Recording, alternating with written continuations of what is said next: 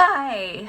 Okay, my name is Haley Wood. I'm a holistic esthetician, the founder of Therapeutic Skin Coach, and I have this online platform where I like to engage with people, ask them what their current skin questions are. And one that has been recurring for the longest time, and I just feel like it deserves some attention so I can kind of put it to bed once and for all, is the conversation on retinol, retinoids, vitamin A, retinate, tretinoin. I think you get the point. Reason why I thought this would be a good video, and I'm actually going to write a blog post with it, is because whenever anybody asks me about my take on retinol, it's because I don't think people are understanding my personal experience with it and why I've kind of concluded to where I'm at with the space, which is I don't usually recommend it. I don't necessarily see its purpose for the majority of people who use it. Out of the almost 14 years I've been working, there's maybe been like 5 people that I've considered them a good candidate for it. So why is it that everybody's using it? Why is it that everybody cares about my opinion? I don't know. I'll never really know. I do think it's because that when people hear a holistic person saying such a definitive answer to something somewhat controversial or that has potential side effects, then they kind of go and they run with it, which I don't necessarily think is fair because one, everybody is different. So my opinion on an ingredient or a procedure or whatever can change depending on the person and like the scale of immunity that they are on. And two, that's really like setting me up for failure when time goes by, because the more we study these ingredients, the more we study the absorption in the body and how it metabolizes, the different results we're going to get. The people that we studied on 20 years ago versus the people we'll be studying on 20 years from now are all different. So we're going to be gathering tons of different results. Therefore, anyone who likes to look at things scientifically knows that you might have a definitive answer for something now if everything kind of like falls into place in a specific way. But there's an openness to those things changing. So my opinion on retinoids was really different 10 years ago, and it's probably going to be really different 10 years from now. So I'm going to go into the personal aspect of it first. And mind you, this is kind of a lot for me to share. The only reason why I'm sharing this is because if you've asked me this many times about my opinion on retinol, I think I need to give you a little bit of context. So for one, my first ever conscious use of a retinoid was when I was 13, 14 years old and I tried Differin gel. It was a sample I got from a dermatologist and I used it at church camp and my skin didn't react very well, but I was still willing to put forth that effort of using something that didn't make me feel good or my skin look better because of the claims that it could make it better. So already I had this deeply seated beauty belief that, well, it doesn't matter what it looks like now because this says it's going to take my acne away, so I'm going to go ahead and use it regardless of how it's making me feel. So I already sort of silenced my intuition as to how to nurture and care for my skin at such a young age. And also, retinoids in general, the ones that are over the counter, are many, many different forms. So I probably unknowingly was absorbing in this type of vitamin A for years. And in my entire life, kind of always fighting some sort of an infection, I've just kind of always been depleted. Like it's as though I was born like really on the cusp of being sick. And so like the wrong food or the wrong, stress, activity, whatever would push me over the edge really, really quickly. That I have been chronically dealing with stomach issues. I've chronically been dealing with stress, anxiety, hormonal imbalance, a lot of those things my whole life. And I have been on antibiotics at a young age. I was on birth control at a young age. And around the time that I became an esthetician, I had much more of a consciousness of what I was putting on my skin and absorbing into my body. But that doesn't mean that I didn't try it all. I tried everything. I did lasers, I did peels. My skin was just shedding off all the time. I did a lot of over-the-counter retinoids that were a retinol. So it's the highest over-the-counter form of vitamin A that you can get, in addition to using some natural alternatives that have a lot of beta-carotene in it, like rosehip oil. I've always been a fan of those. But 27, right? That is the year that I got shingles, and I got shingles right over my liver. I always had been somebody who drank. Like, I drank some wine, I drank some beer, I drank some whiskey, I drank some, whatever, because I was just always in an environment in which that was the social norm. And little did I know, I have a very sensitive liver. I have a liver that really does not metabolize excess things. And where does vitamin A get stored? The liver.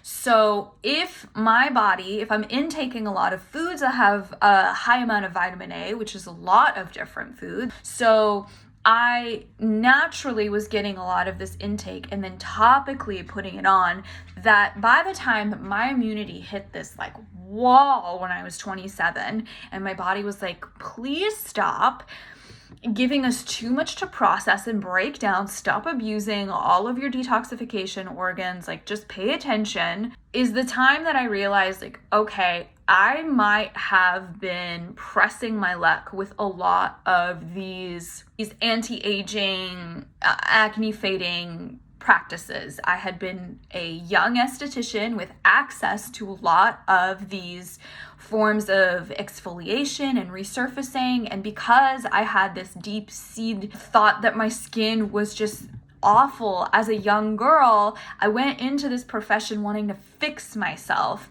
to the point where now it's great that everybody sees this clear complexion, but what I feel and experience is someone who is on the verge of high sensitivity all the time, which I am to blame for that, because I took on all of these practices. I did all of the retinoids, minus Accutane. I did not take Accutane, but I did take a ton of antibiotics while on retinol and on birth control, which doesn't even make any sense because a lot of it just cancels itself out and stresses the liver.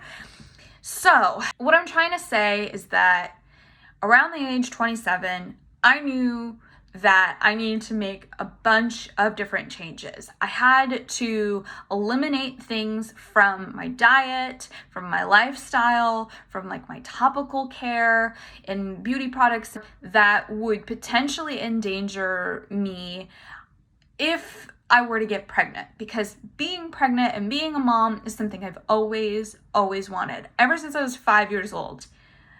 I'm 32 and a half. And over the last few years, I've had so many people tell me that my chances of pregnancy are not great. And each year it becomes a higher diagnosis of infertility. So me taking out the things that could be a side effect for pregnancy, I did years ago as a prep for potential pregnancy. And I know that maybe I can probably try some of these safer alternatives to retinol, but again, I'm really sensitized. I just treat my skin with the simplest of care, and I am just trying to avoid any inflammation at all costs.